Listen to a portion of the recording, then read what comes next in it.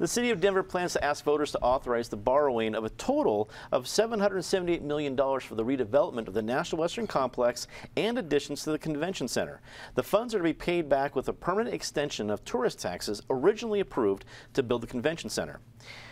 Ed, you're one of our experts when it comes to business issues like this. I know the 778 is divided a couple different ways. I guess only 476 of that is technically the tourist taxes. There's some other things there. Do you think Denver voters will go for this because mostly it's going to be taxes that they'll only be paying when they're renting a hotel room? Well, it's not just that. Let's remember that this is not new taxes either or raised taxes. If Denver parses its message right, it will point out these are extensions of two existing taxes, and they are taxes that are paid almost solely by people who are coming in from outside the area. Certainly people can rent a car, stay in a hotel overnight here in Denver, but these, you know, that's the point, is that other people can fund our National Western Complex, our convention center.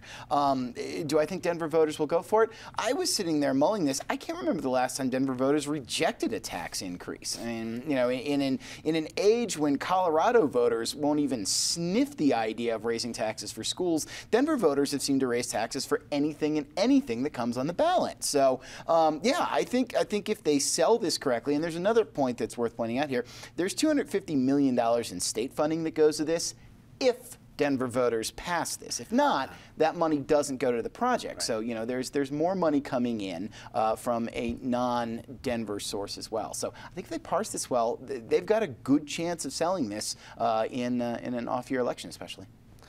Ben, when the idea of a new National Western Complex came up and they put maybe a $750 million or $1 billion price tag to it, seemed impossible of how they're going to come up with this money.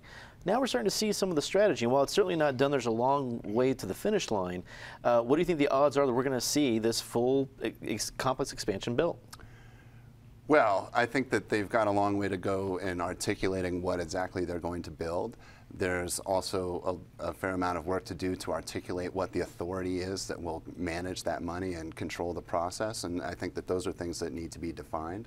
I think, as Ed pointed out, that if the city frames this correctly, that taxpayers will likely go for it. It is an extension of a tax, and it's one that is usually called a visitor's tax, which is, I think, pretty easy for people to swallow. I think that this is another really critical infrastructure investment that can also be a big part of the mayor's legacy. When you talk about the stock show, you're really talking about connecting a part of North Denver to the rest of the city that has been sort of cut off. So this investment is really critical for the future of the city. And talk about, you know, connecting. It will go from downtown to the stock show to the airport. So it's all interconnected, and I think it will pass. I think that it will be an important part of the mayor's legacy moving forward if he does it right. But there's, as we've said, there's a lot of work to be done to define what's going to happen. One of the issues with it, as I see it, is that none of the money that's being put up is going to be invested in land that's owned by the city today. So that's a potential problem. The lack of an authority is an issue. So there's a lot to unpack still, but I do think it will happen. I think it will be positive for the city. Patty, it's a big part of the city, but I think still many Denverites, at least many people who live outside of the city proper, see this as a really important piece of land 3 weeks a year. And then the rest of the time, not so much. Is that going to impact these plans as the city moves forward?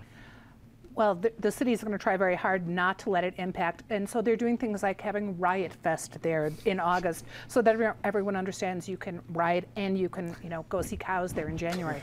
So they're trying to make it look like it's going to be a big festival center, be a year-round thing.